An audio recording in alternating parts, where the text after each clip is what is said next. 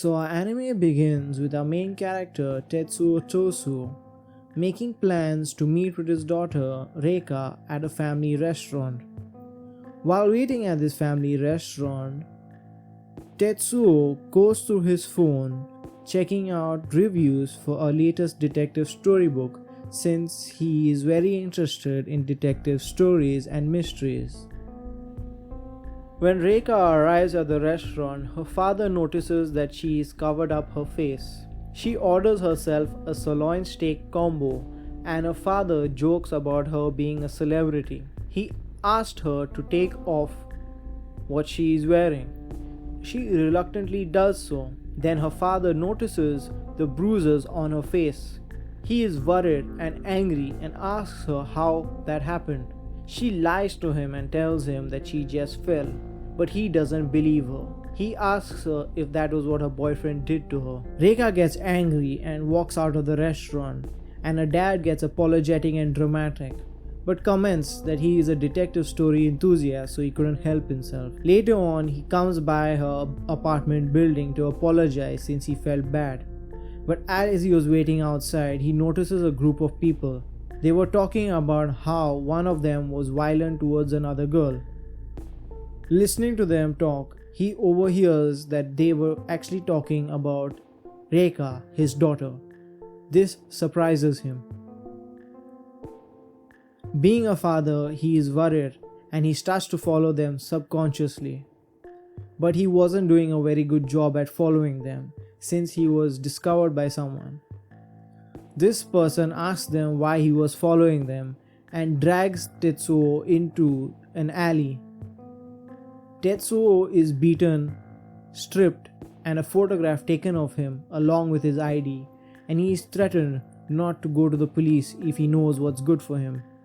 Later that night, Tetsuo calls his wife from a cyber cafe and tells her that he is in the hospital and he has got a small injury, but since it is late, he won't be coming home that night. His wife asked him how her daughter was doing. He lied again and said she was okay, and then proceeded to cry after he cut the call. The next morning, he calls up work and tells that he won't be coming in since he is injured. While walking to Reika's apartment, he listens to a song and reminisces about the past. He remembers her rebellious stage when she was younger, and he thought that that was the last year he ever will receive a present from her. But his wife reassures him that that wasn't true and that she was preparing something. She had composed and produced a song for him on the piano, which she sold to him for 30,000 yen. While listening to the song, he arrives at the apartment, and he was thinking to himself that there's no way she is in a relationship, and even if she is in a relationship, it wouldn't be with some sketchy rando like that guy he saw earlier. He hears a noise outside and had to hide himself since Reika's boyfriend Nobuto was coming back. He hides himself in the closet and listens as Nobuto was talking to someone on the phone. He finds out that Nobuto actually is a very violent person and he has killed at least 2 women before. He also finds out that he is not interested in Reika at all. He only cares about milking her for as much money as he can, and right now he's only after the inheritance of her grandparents. He even jokes that he doesn't know when he is gonna hurt this girl he is with right now.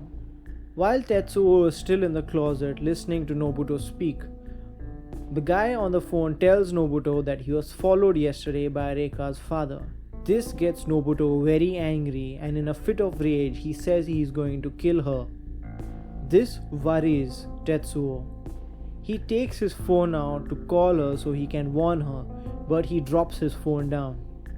Nobuto hears this noise and he looks towards the closet and is about to approach and open it. But Tetsuo manages to call Reika's phone, which is in the apartment.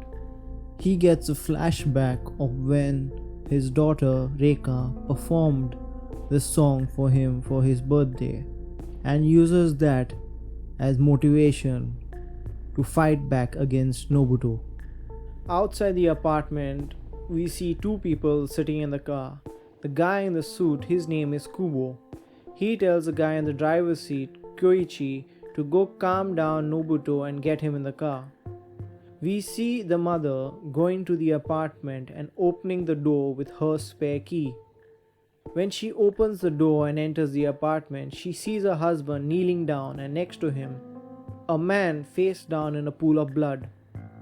Rewinding back, when Tetsuo calls Reika's phone, Nobuto picks it up and speaks angrily. Tetsuo knew he could not win in terms of strength and he had to be smart. He lures Nobuto to the closet and smacks him in the nuts. Nobuto is taken by surprise and he falls to the ground, gasping for air. In this time, Tetsuo searches for something to whack him with and he finds himself a rice cooker. He uses his rice cooker to hit him on the head again and again till he stops moving. Coming back to our present scene, the mother asks if it was done in self-defense and there was nothing he could do. Tetsuo tells her it doesn't matter because these people are Yakuza. They will definitely come back to kill him. He tells her that Nobuto has killed people before and it was swept under the rug since he's backed by a powerful organization. Hopeless and lost, Tetsuo doesn't know what to do. His wife suggests to him, what if we make sure his body is never found? Then wouldn't be that a solution to a problem? Tetsuo was in a daze. He could not believe what his wife had suggested and was wondering if she was serious about it. Outside the apartment, Kyoichi is trying to hear what they are saying, but he couldn't overhear them. His boss Kubo warns him that a woman is coming upstairs. Kyoichi pretends to smoke a cigarette but keeps an eye on the apartment.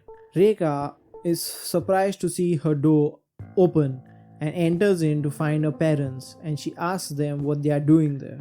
Tetsuo, her father, tells her he bumped into her boyfriend Nobuto and he punched him in the face and threatened to kill him and her. This surprises Reika. Tetsuo and his wife urge Reika to go home for the day since her boyfriend seems to be very angry and he's gonna stay over and clean the place up. As Reika removes her get-up to look at her face, her mother sees her bruised face and says whoever did that to her should die. Reika says don't say that even as a joke and starts to cry. They leave the apartment with Tetsuo still inside. Kyoichi is told to get in the apartment and check things out. As Kyoichi is trying to pick the lock to enter the apartment, Tetsuo notices this and freaks out. He thought it was too soon for anybody to come in to check after Nobuto.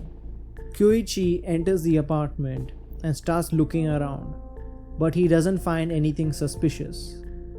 As he is about to enter the bathroom, the scene cuts off to an office where we see Matori, Nobuto's father. He talks to Kubo and asks him what he thinks before he kills someone. Kubo tells him it's just a job. Their conversation is interrupted by a phone call where we can see that Matori has multiple personas. He is able to switch between personalities and talk to people and convince them that they are in fact talking to somebody else. After the call is done, Matori asks Kubo if he could kill for a personal reason. Kubo tells him it wouldn't be a problem if it was one-on-one. Matori tells him that he wants to kill a lot of people, but he can't do it since he is weak. He asks about Nobuto and tells Kubo to find him quickly, since it's a parent's job to protect their children. When he says this, the scene cuts back to the apartment where Kyoichi is about to enter the bathroom.